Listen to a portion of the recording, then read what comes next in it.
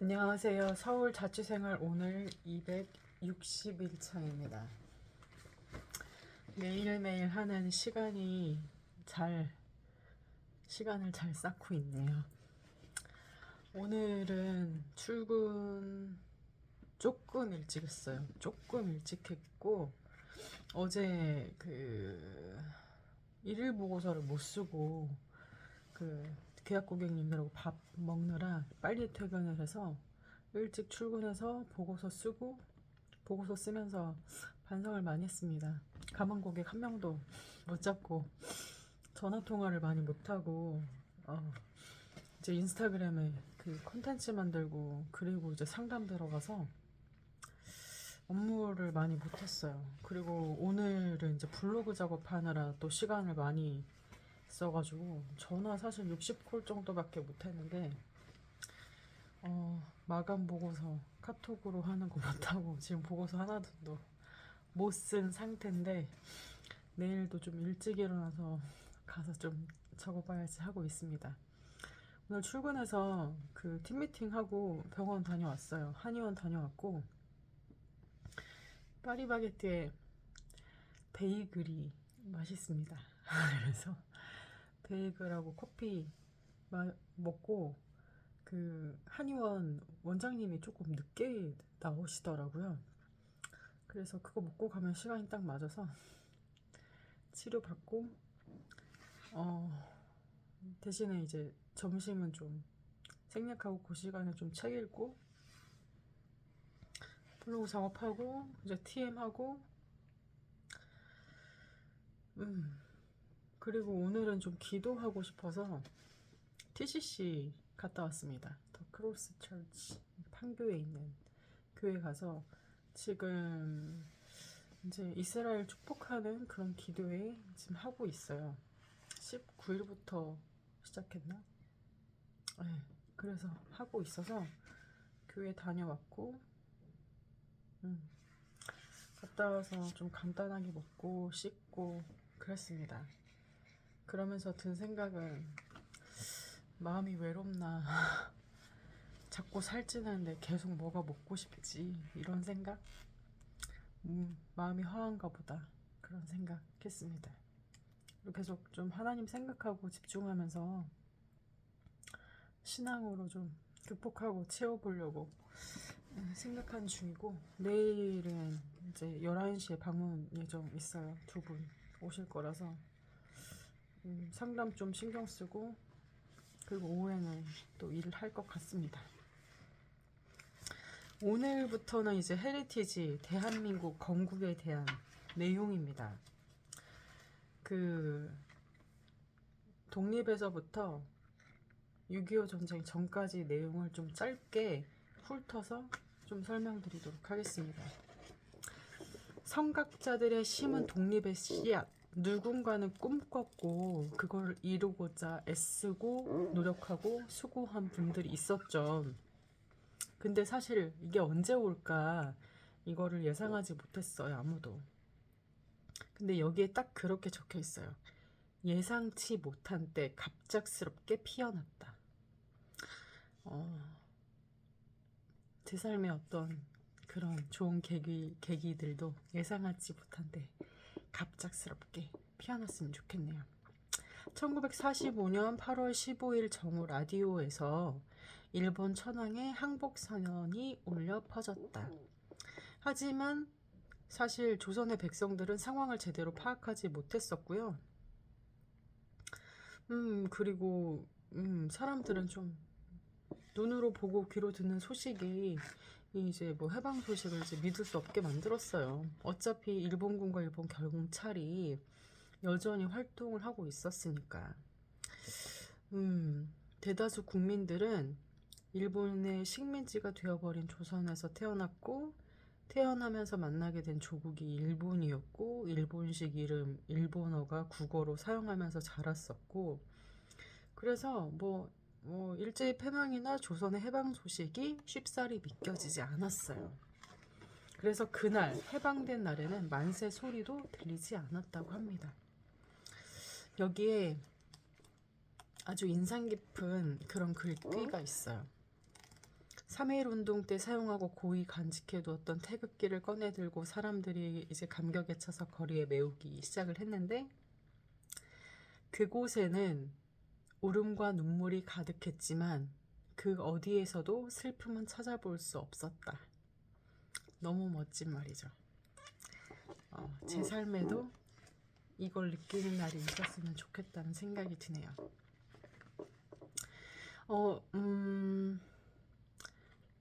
히로히토 천황은 동경에서 항복 조건에 따라 메가더 앞에서 나는 신이 아니다라고 시인을 했고요. 그렇지만 광복된 후에도 여전히 혼란스러웠어요. 조선 총독부에는 여전히 일장기가 걸려 있었고요. 그래서 한동안 조선에서 그 지배권을 일본이 유지를 하고 있었어요. 그랬는데 이제 그 9월 8일이 돼서 미군이 한반도에 상륙했고, 그리고 이제 주권을 양도받게 됐어요. 미군이. 그리고 1945년 9월 9일에 조선 총독부 아베 노부유키, 이분이 조선 총독이었는데요. 제복을 입은 미군들이 지켜보는 가운데 항복 문서에 서명을 했습니다. 이렇게 우리의 광복은 이루어졌고, 그 해방된 조국에 돌아오기 위해서 만주, 중국, 소련의 연해주, 사할린, 일본, 또 이제 일본의 해외 점령지에 살고 있었던 한국 사람들은 귀국선이라고 하는 이제 당시에 대중가요가 유행할 만큼 이렇게 돌아올 준비를 했었어요.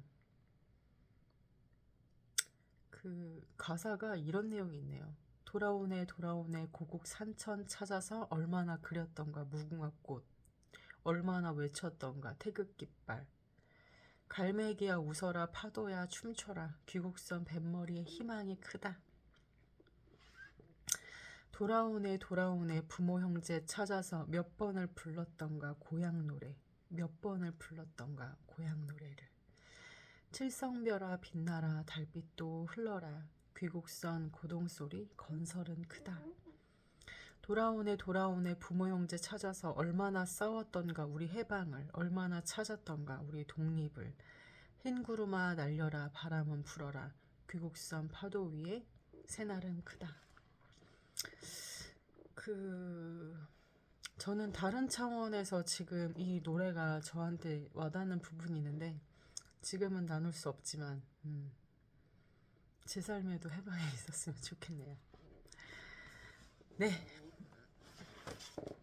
이렇게 광복의 열기를 지나 한 뜻으로 한 마음으로 독립과 해방을 싸웠지만, 이제 독립을 위해 싸웠던 동지들끼리 건국의 방향을 두고 이제 대립하기 시작을 했어요. 공산주의 건설하자는 세력이 있었고, 왕정으로 돌아가자는 세력이 있었고, 미국식 자유민주주의 국가를 건설하자는 세력이 있었어요. 그리고 대다수는 옛 조선으로 돌아가는 건 원하지 않았는데, 아이러니하게도 일제강점 기간 동안에 사람들이 봉건성이 깨졌고 개화가 일어났기 때문이었어요.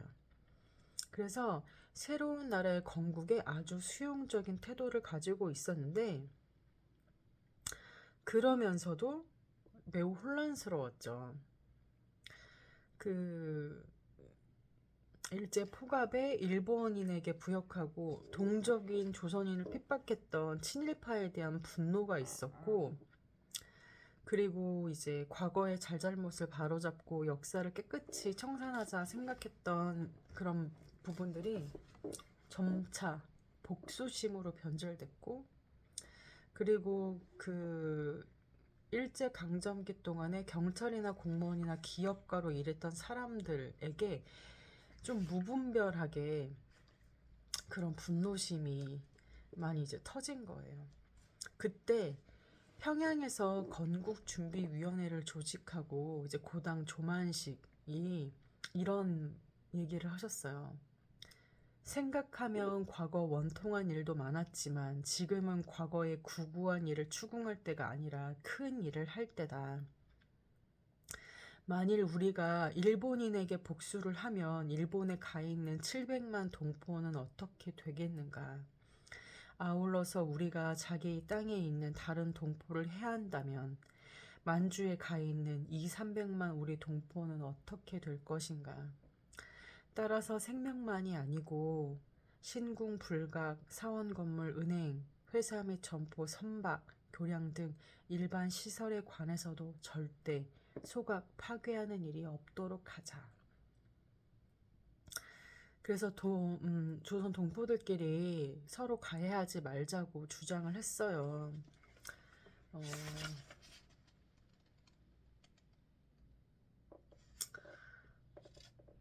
일부 좌익 인사들은 친일파 청산을 내세우면서 일본인 재산 약탈하고 친일파 처벌을 가할 것을 요구를 했는데 조만식이 끝까지 거부하셨다고 합니다.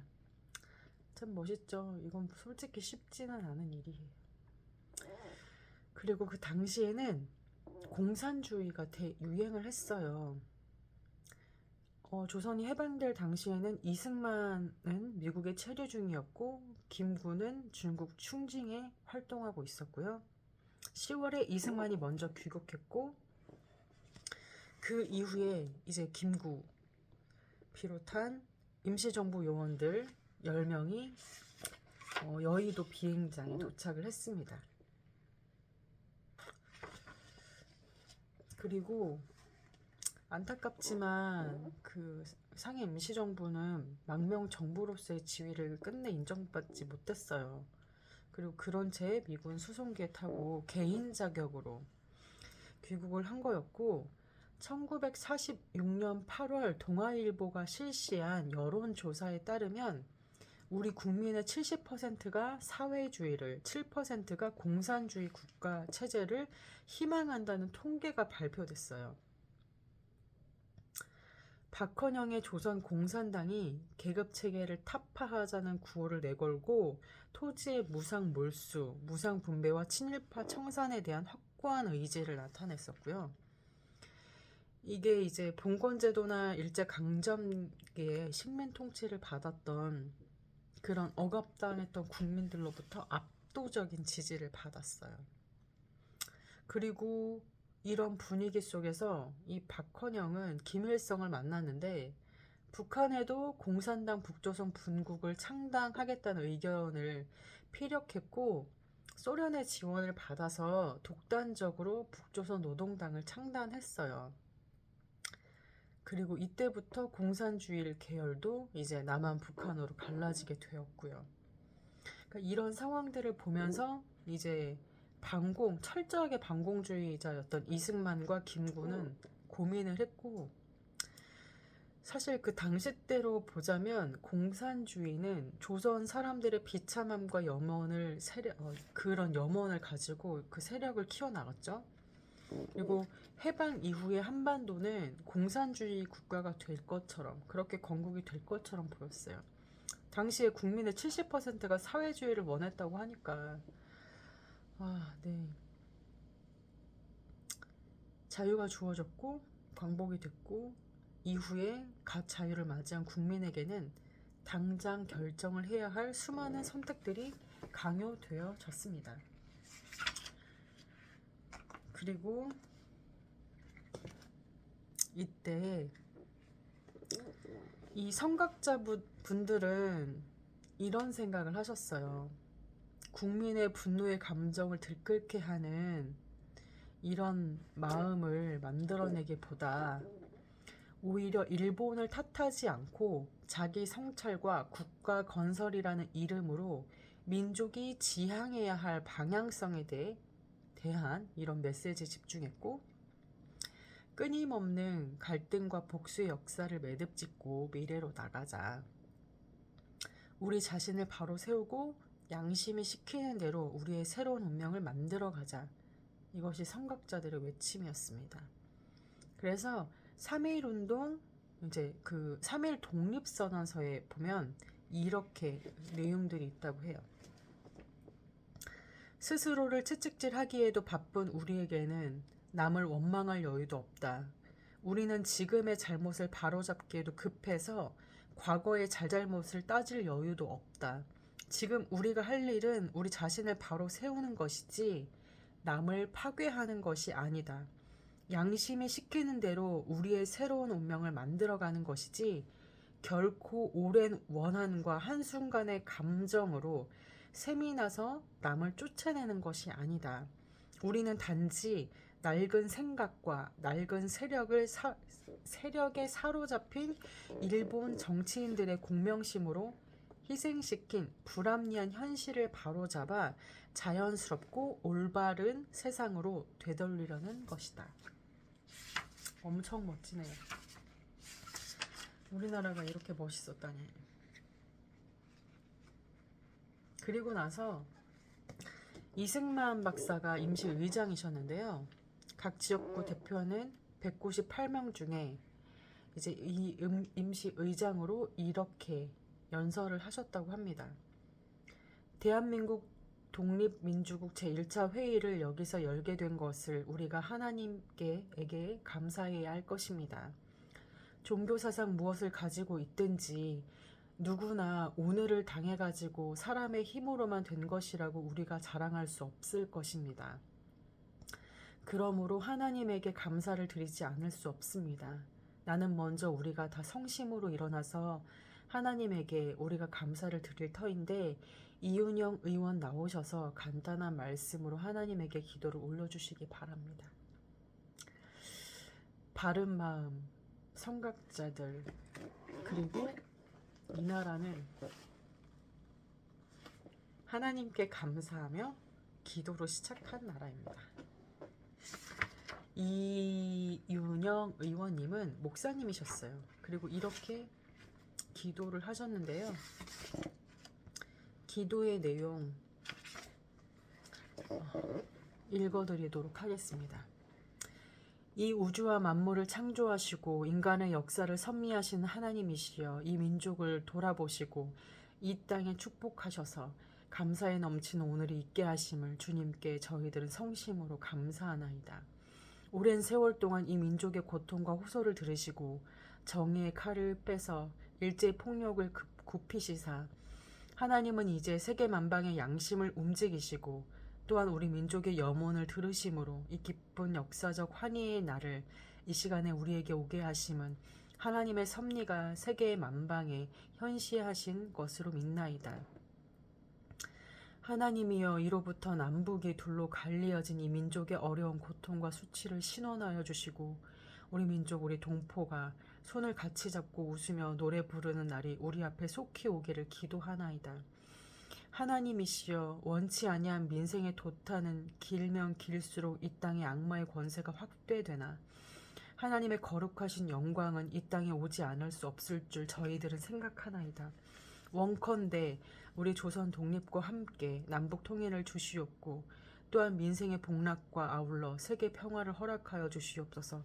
역사의 첫걸음을 걷는 오늘의 우리의 환희와 감격에 넘치는 이 민족적 기쁨을 다 하나님에게 영광과 감사를 올리나이다. 이 모든 말씀을 주 예수 그리스도의 이름 받들어 기도하나이다. 아멘. 대한민국 제1국회 속기록에서 나와 있는 내용을 지금 읽어드렸고 이때 이승만 연설 내용이 있어요. 그 연설에서는 이렇게 말씀을 하셨습니다. 8.15일 오늘 거행하는 이 식은 우리의 해방을 기념하는 동시에 우리 민국이 새로 탄생한 것을 겸하여 경축하는 것입니다. 이날에 동양의 한 고대 국가인 대한민국의 정부가 회복되어서 40여 년을 두고 바라며 꿈꾸며 희생적으로 투쟁하여 온 결실이 표현되는 것입니다. 그러므로 오늘 이 시간은 내 평생의 제일 긴중한 시기입니다. 그러나 내 마음에는 대통령의 존귀한 지위보다 대한민국의 한 공복으로서 직책을 다하기에 두려운 생각이 앞서는 바입니다. 우리의 목적지까지 도달하기에는 앞길이 아직도 험하고 어렵습니다. 모든 방해와 지장에 대하여 일시적인 악한 감정이나 낙심, 애거라는 상태를 보이지 않고 오직 인내와 정당한 행동으로 극복해 온 것이니 우리는 이런 태도를 가지고 연속 진행함으로 앞에 많은 지장을 또 일일이 이겨나갈 것입니다. 그 평생 겪은 고초에 대해서 열매 맺는 순간이기도 한데 앞으로 나아갈 길이 두렵고 무서우셨을 것 같기도 합니다. 여기 책에는 이렇게 나와 있어요.